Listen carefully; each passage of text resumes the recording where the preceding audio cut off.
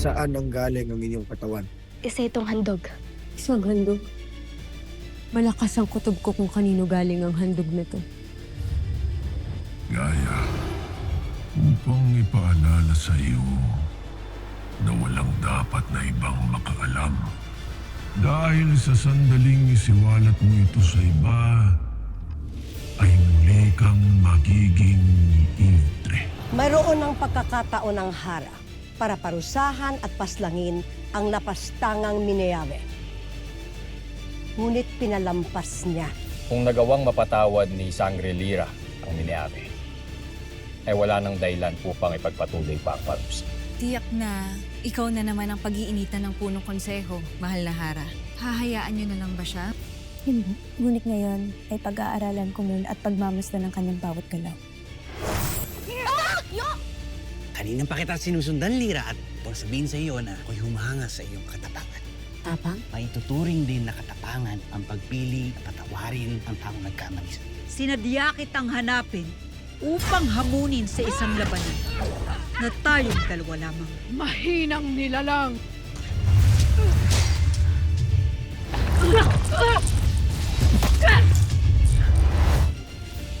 Siya na dinilula!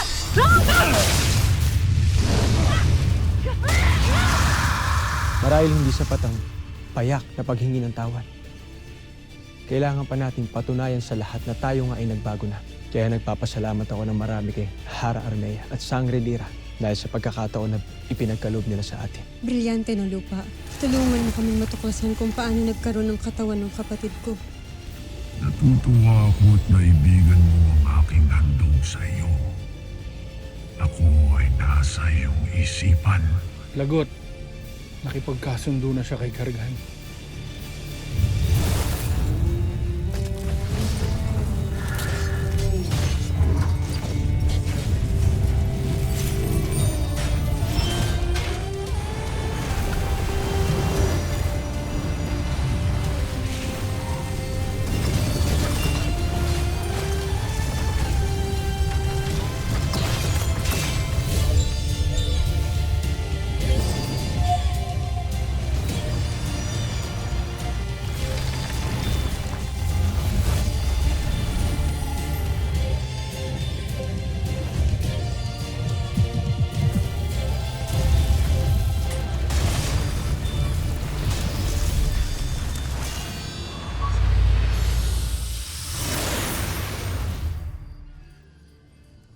Nais ko sabihin sa'yo, Lira.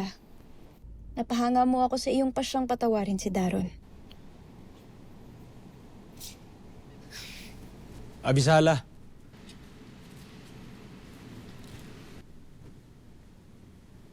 Hara Armea. Sangre-Lira. Ano na naman ang ginagawa mo dito? Nais ko lamang ihandog sa inyo ito.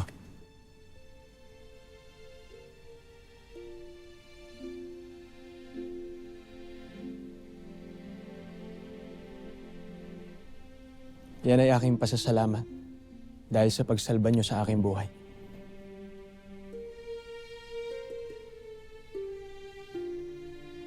Tatanggapin ko lang yan. Kapag napatunayan mo na ang sarili mo.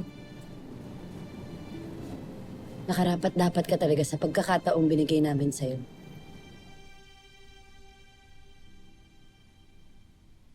Muli ay nangangako ako na ang katapatan ko ay narito na sa Sapiro.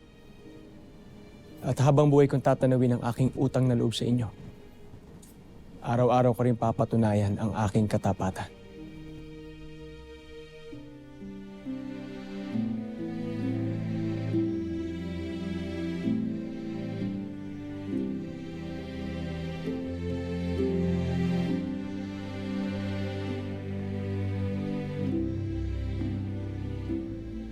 Huwag kang mag-alala, Lira.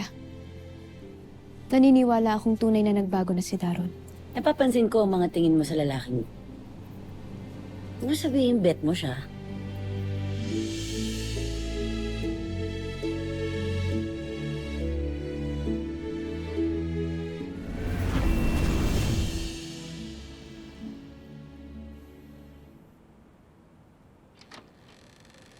Gaya,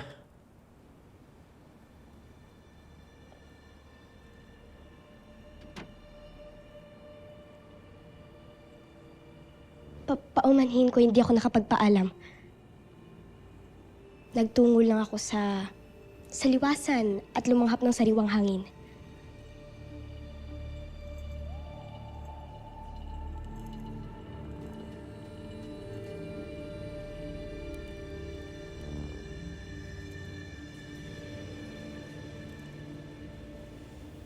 Ate, alam na namin kung saan galing ang katawan mo. Kay Gargan. Isang kahangalan ng iyong ginawa, Gaya.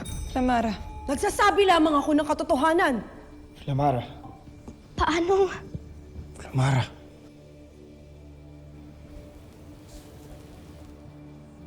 Pinakita sa amin ang brilyante ng lupa.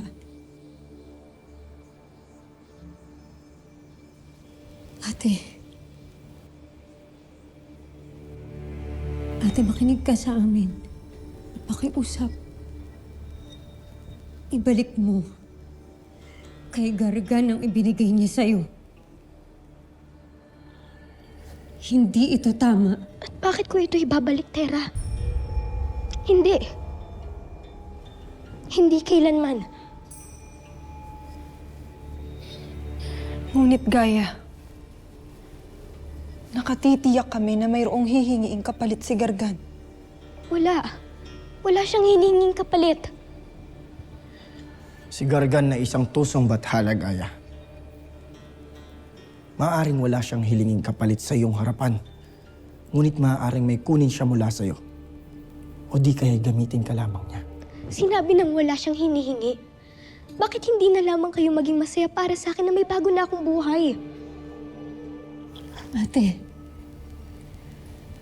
Ate, nakikiusap kami sa'yo. Makinig ka sa amin. Makinig ka sa akin.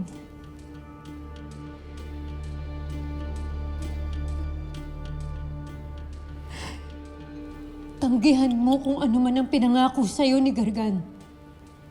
Tanggihan mo ang handog niya sa'yo hanggat hindi pa huli ang lahat.